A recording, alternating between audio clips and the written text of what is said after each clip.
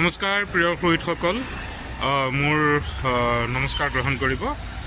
আপোনালোকে দেখি নিশ্চয় বুজিছেই, ইতিমধ্যে খবৰ পালোঁ আমাৰ মৰমৰ মোহনৰ শাৰীৰিক অসুস্থতা ঘটিছে, হাৰ্ট এটেক হৈছে বোলে তেওঁৰ, আৰু হেল্থ চিটি মেডিকেলত তেওঁক এডমিট কৰিছে। ইতিমধ্যে তেওঁ অস্ত্ৰোপচাৰৰ কাম চলি আছে বুলি কৈছে। আমি তেওঁৰ আশু আৰোগ্য কামনা কৰিছোঁ। আপোনালোকলৈকো মই মোৰ সেৱা নিবেদন কৰিছোঁ।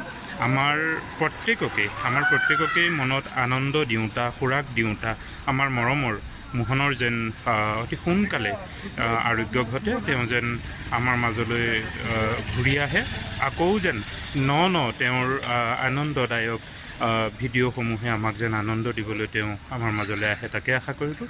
আপোনালোকেও প্ৰাৰ্থনা কৰক যাতে তেওঁ আশু আৰোগ্য হয়। কৃষ্ণ কৃষ্ণ।